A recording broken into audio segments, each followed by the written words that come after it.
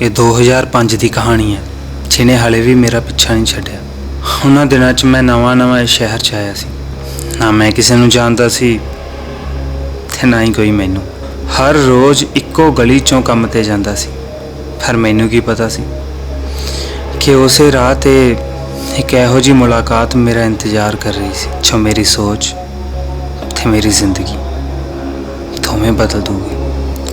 ਉਸ ਦਿਨ ਵੀ ਮੈਂ ਰੋਜ਼ ਵਾਂਗ ਉਸੇ ਗਲੀ 'ਚੋਂ ਲੰਘ ਰਿਹਾ ਸੀ।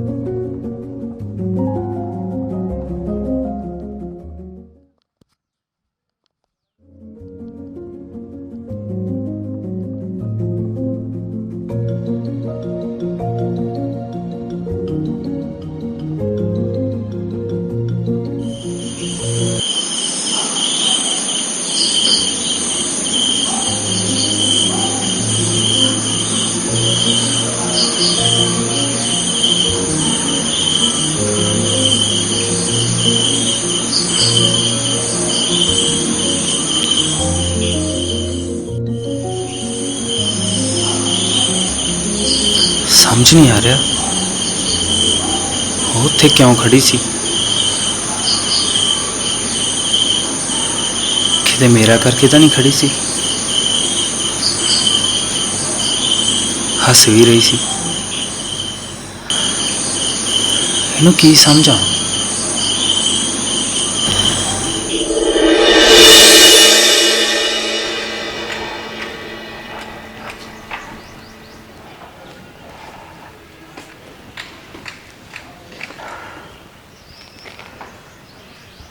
की करें यार, इधर दी जावा अच्छा उधर दी।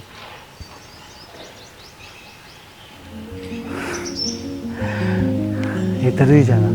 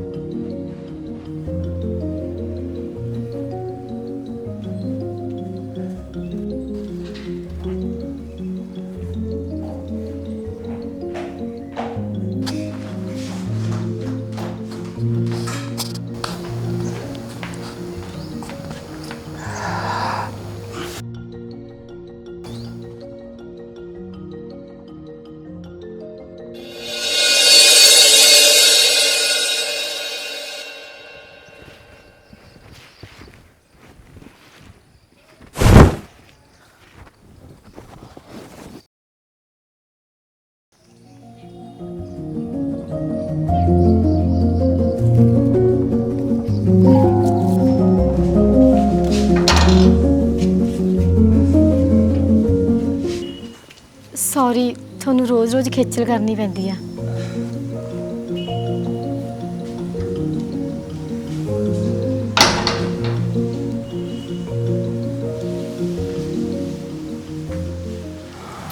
ਓਏ ਅਮਨ, ਤੈਨੂੰ ਗੱਲ ਪੁੱਛਣੀ ਸੀ ਇੱਕ। ਹਾਂ ਪੁੱਛ। ਉਧਰ ਬੜੀਆਂ ਗੇੜੀਆਂ ਲੱਗਦੀਆਂ। ਕਿੱਧਰ? ਦੇਖ ਲਾ, ਸ਼ੱਕ ਤਾਂ ਮੈਨੂੰ ਪਹਿਲਾਂ ਤੋਂ ਹੀ, ਅੱਜ ਮੈਨੂੰ ਯਕੀਨ ਹੋ ਗਿਆ। ਹਾਂ ਨਹੀਂ ਯਾਰ, ਤੂੰ ਐਵੇਂ ਗਲਤ ਸਮਝੀ ਜਾਣਾ, ਇਹੋ ਜਿਹੀ ਕੋਈ ਗੱਲ ਨਹੀਂ ਹੈਗੀ। ਮੈਨੂੰ ਲੱਗਦਾ ਤੂੰ ਮੈਨੂੰ ਦੱਸ ਨਹੀਂ ਰਿਹਾ, ਗੱਲ ਤਾਂ ਕੋਈ ਹੈਗੀ ਆ। ਐਵੇਂ ਨਹੀਂ ਉੱਧਰ ਜਾਂਦਾ ਬਾਰ-ਬਾਰ। ਚੱਲ ਠੀਕ ਆ, ਇੰਨਾ ਹੀ ਦੱਸ ਵੀ ਤੇਰੀ ਕੋਈ ਗੱਲਬਾਤ ਬਣੀ ਉੱਥੇ ਕਿ ਉਹੀ ਗੇੜੇ ਮਰੀ ਜਾਂਦਾ। ਹਾਂ ਨਹੀਂ ਯਾਰ, ਗੱਲ ਤਾਂ ਨਹੀਂ ਕੋਈ ਹੋਈ ਯਾਰ, ਉਹ ਗੱਲ ਕੋਈ ਕਰਦੀ ਵੀ ਨਹੀਂ। ਦੇਖ ਲਾ, ਐਵੇਂ ਚੁੱਪ ਜਣਾ ਜ਼ਿੰਦਗੀ ਨਿਕਾਲੀ। ਗੱਲ ਵਧਾਉਣ ਲਈ ਕਈ ਵਾਰ ਬੋਲਣਾ ਪੈਂਦਾ ਹੁੰਦਾ। ਹਾਂ ਨਹੀਂ ਯਾਰ, ਛੁੱਪ ਦਾ ਵੀ ਕੋਈ ਰਿਸ਼ਤਾ ਹੁੰਦਾ, ਅੱਖਾਂ ਦੀ ਵੀ ਕੋਈ ਭਾਸ਼ਾ ਹੁੰਦੀ ਹੈ। ਅੱਛਾ, ਲੱਗਦਾ ਮੇਰਾ ਯਾਰ ਸ਼ਾਇਰ ਬਣ ਗਿਆ। ਹਾਂ ਨਹੀਂ ਯਾਰ। ਯਾਰ ਹਰ ਰੋਜ਼ ਤੇਰੇ ਲਈ ਉਹ ਖੜਦੀ ਆ, ਨਿੱਤ ਤੌਲੀਆ ਸਿੱਟਦੀ ਆ, ਹੋਰ ਤੈਨੂੰ ਕਿੱਡਾ ਕੁ ਸਬੂਤ ਚਾਹੀਦਾ? ਯਾਰ ਉਹਦੇ ਚਾਹ ਵਾਲਾ ਵੀ ਕਹਿ ਰਿਹਾ ਸੀ ਕਿ ਦਰਵਾਜ਼ਾ ਖੜਕਾਉਣ ਨਾਲ ਨਹੀਂ ਖੁੱਲਦਾ, ਖੋਲ੍ਹਣ ਨਾਲ ਖੁੱਲਦਾ। ਯਾਰ ਕੀ ਕਰਾਂ, ਸਮਝ ਹੀ ਨਹੀਂ ਲੱਗਦਾ ਕੀ। ਉਹ ਯਾਰ ਹਿੰਮਤ ਬੰਦੇ ਨੂੰ ਆਪ ਹੀ ਕਰਨੀ ਪੈਂਦੀ ਆ। ਤੂੰ ਤਾਂ ਬੁੱਧੂ ਆ, ਤੂੰ ਕਰ ਪਹਿਲ।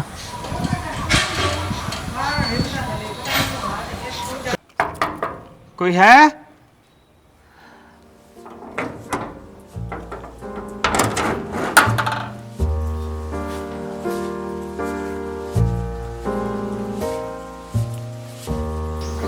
ਕੌਣ ਆ ਭਾਈ?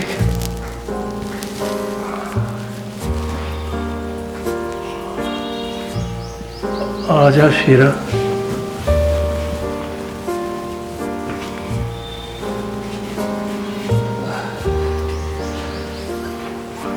ਬਹਿ ਜਾ।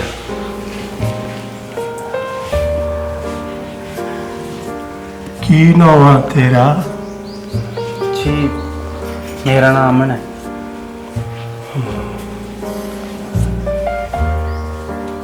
ਇਸੇ ਸ਼ਹਿਰ 'ਚ ਹੀ ਰਹਿਣਾ? ਹਾਂਜੀ ਇਸੇ ਸ਼ਹਿਰ 'ਚ ਹੀ ਰਹਿਣਾ।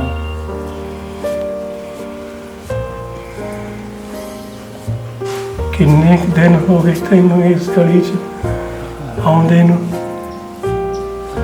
ਸ਼ਾਇਦ ਮਹੀਨਾ ਕੁ ਹੋ ਗਈ।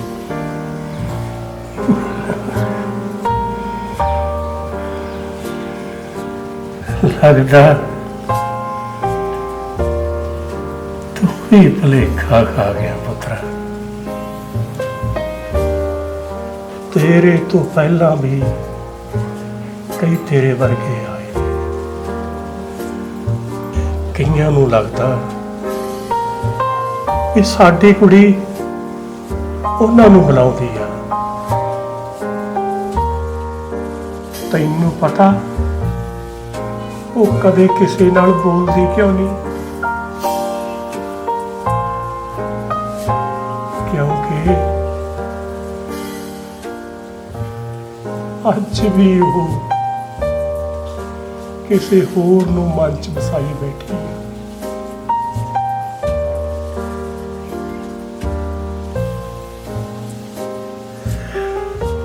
ਪੁੱਤਰਾ, ਗੱਲ 1984 ਦੀ ਆ।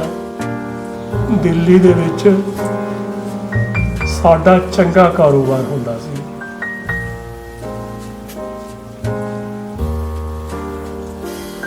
ਇਹ 8 ਸਾਲਾਂ ਦੀ ਸੀ ਤੇ ਮੇਰਾ ਪੁੱਤ 5 ਸਾਲ ਦਾ ਸੀ। ਬੜਾ ਹੱਸਦਾ ਬਸਦਾ ਸਾਡਾ ਪਰਿਵਾਰ ਹੁੰਦਾ ਸੀ। ਜਿਸ ਦਿਨ ਇੰਦਰਾ ਦਾ ਕਤਲ ਹੋਇਆ, ਮੈਂ ਅਗਲੇ ਦਿਨ ਤਿਆਰ ਹੋ ਕੇ ਫੈਕਟਰੀ ਚਲਾ ਗਿਆ। ਬਥੇਰਾ ਰੋਕਿਆ ਮੈਨੂੰ ਪਰਿਵਾਰ ਨੇ, ਪਰ ਮੈਨੂੰ ਆਏ ਸੀ ਫੈਕਟਰੀ 'ਚ ਕੰਮ ਕਰਦੇ ਮਜ਼ਦੂਰਾਂ ਦਾ ਵੀ ਮੈਨੂੰ ਖਿਆਲ ਸੀ। ਇਹ ਸਾਰਾ ਦਿਨ ਮੈਨੂੰ ਚੁਬਾਰੇ ਤੇ ਚੜ ਕੇ ਦੇਖਦੇ ਰਹੇ, ਉਡੀਕਦੇ ਰਹੇ।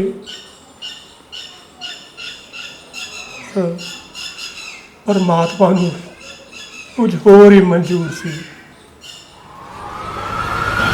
ਵੀਰੇ ਵੀਰੇ ਉਹ ਦੇਖੋ ਅੱਗ ਲੱਗੀ। ਵੀਰੇ ਉੱਧਰ ਵੀ ਦੀਦੀ ਉੱਥੇ ਵੀ। ਵੀਰੇ ਆਪਣਾ ਤੌਲੀਆ ਡਿੱਗ ਪਿਆ। ਕੋਈ ਨਾ ਭੈਣੇ ਮੈਂ ਚੱਕ ਕੇ ਲੈ ਕੇ ਆਣਾ। ਨਾ ਵੀਰੇ ਤੈਨੂੰ ਮਾਰ ਦੇਣਗੇ। ਨਾ ਵੀਰੇ ਵੀਰੇ ਵੀਰੇ ਰੁਕ ਜਾ। ਵੀਰੇ ਨਹੀਂ ਜਾਣਾ। ਭੈਣੇ ਮੈਂ ਹੁਣੀ ਆਇਆ। ਵੀਰੇ ਵਾਪਸ ਨਹੀਂ ਆਇਆ, ਵਾਪਸ ਨਹੀਂ ਆਇਆ, ਉਹ ਵਾਪਸ ਨਹੀਂ ਆਇਆ।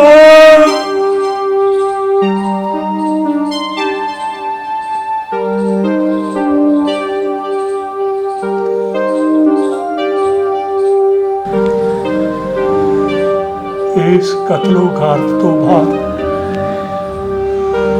ਚੌਥੇ ਦਿਨ ਮੈਂ ਆਪਦੇ ਪੁੱਤ ਨੂੰ ਲੱਭਣ ਗਿਆ। ਉਹਨੇ ਵਿਚਾਰੇ ਨੇ ਲੱਭਣਾ ਕਿੱਥੋਂ ਸੀ? ਬਸ ਇੱਕ ਰਾਗ ਦੀ ਢੇਰੀ 'ਚ ਉਹਦਾ ਘੜਾ ਮਿਲਿਆ।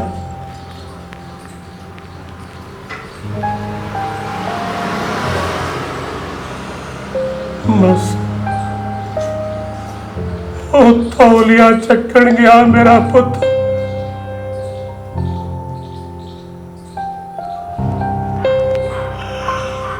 ਅੱਜ ਤੱਕ ਨਹੀਂ ਮੁੜਿਆ।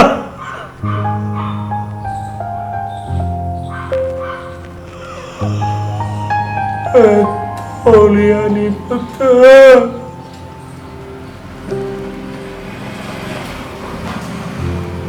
ਇਹ ਮੇਰਾ ਉਹੀ ਪੁੱਤ ਜਿਹੜਾ ਘਰੋਂ 84 ਵੇਲੇ ਤੌਲੀਆ ਚੱਕਣ ਗਿਆ ਸੀ।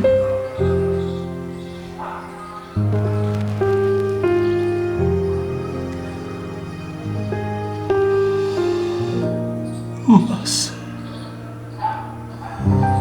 ਉਸ ਦਿਨ ਤੋਂ ਬਾਅਦ ਜਦੋਂ ਵੀ ਕੋਈ ਡਿੱਗਿਆ ਤੌਲੀਆ ਫੜਾਉਣ ਲਈ ਆਉਂਦਾ, ਮੇਰੀ ਧੀ ਨੂੰ ਇਹੀ ਲੱਗਦਾ ਕਿ ਉਹਦਾ ਨਿੱਕਾ ਵੀਰ ਵਾਪਸ ਆ ਗਿਆ।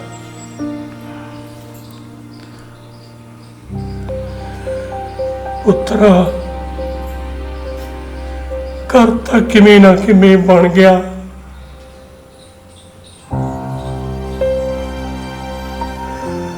ਰੋਟੀ ਜੋਗੇ ਵੀ ਰੱਬ ਨੇ ਕਰਤੇ, ਪਰ ਜਿਹੜੇ 84 ਚ ਚਲੇ ਗਏ ਉਹ ਹਲੇ ਤੱਕ ਵਾਪਸ ਨਹੀਂ ਆਏ। ਹਲੇ ਤੱਕ ਵਾਪਸ ਨਹੀਂ ਆਏ।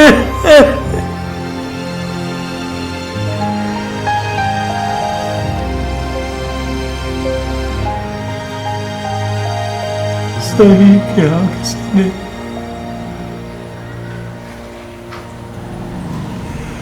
ਕੁਝ ਜ਼ਖਮ ਸਰੀਰ ਤੇ ਨਹੀਂ ਲੱਗਦੇ,